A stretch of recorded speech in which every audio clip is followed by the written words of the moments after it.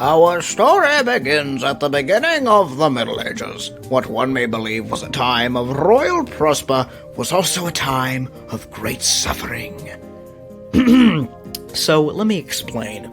It all starts in around 500 AD when those rats over in Western Rome caused the entire country to collapse, sparking the beginning of the early Middle Ages. The feudal system. The feudal system was a social system that took place in areas called manors and was divided into 4 parts. At the top was the king, who controlled practically everything, obviously. Then there were the nobles, which managed land and collected taxes. Then there were knights, which were protectors of the nobles and kings. Then lastly, there were peasants. There were 2 types of peasants, freemen and serfs. Freemen could live in any manor they preferred, but serfs were put with a specific landlord and manor. The living situation. Nobles and kings often lived in the castles and palaces of the manor, while peasants lived a less lavish life. Peasants lived on stinky farms where they had to work all day. They also lived in small little sheds with only 1 or 2 rooms. I mean, just imagine sleeping in the same room you cooked in. Would I have to take a shower in front of everybody? Well, don't worry, Conrad. Not everybody had a chance to take a full bath back then. They also took dumps in buckets and had to dump their dookie out their window. In fact, that's also why many ladies carried around hand fans with them during the Middle Ages because of the smell. The Black Death.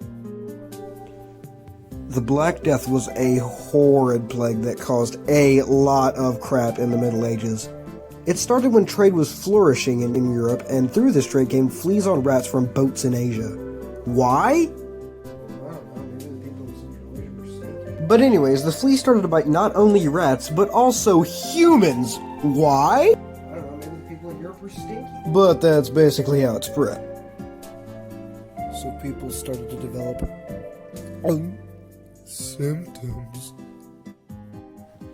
Black Plague symptom numero uno was the bubonic plague, which gave you chills, bad fever, headaches, boils, and big, painful, swollen lumps called buboes that grew in your neck, armpits, and other nooks and crannies. And they were as big as eggs and oozed with blood and pus. Black Plague symptom numero dos was the pneumonic plague, which was a little similar to bubonic but without the buboes. Pneumonic plague gave you headaches, more fevers, rapidly developed pneumonia, get it, chest pain, shortness of breath, coughs, and watery or bloody mucus.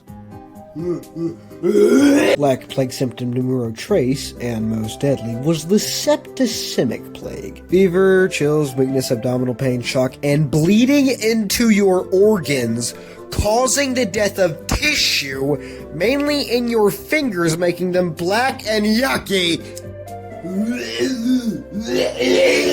Hey! Want to get your Black Deathness cured? Have no fear, the Plague Doctor is here to instruct you on how to properly take care of your plaguing needs. These creepy-looking fellas wore masks filled with flowers to help with the stinky smell that inhabited the manors, and the masks were shaped like crows for Lord knows why. They would go around knocking on doors like the cable guy to help people and tell them what they should do to get better. If what they said would even work. Okay, Mr. Wibbles, I recommend drinking 12 cups of water a day. Remember to eat a lot of herbs, bathe, don't go outside, don't come in contact with any other humans, pray, and boil your cat in water for about 5 minutes. And this should cure my plague, right? Okay, goodbye. God bless you. All in all, the Middle Ages sounds like an okay time. Would not recommend, though.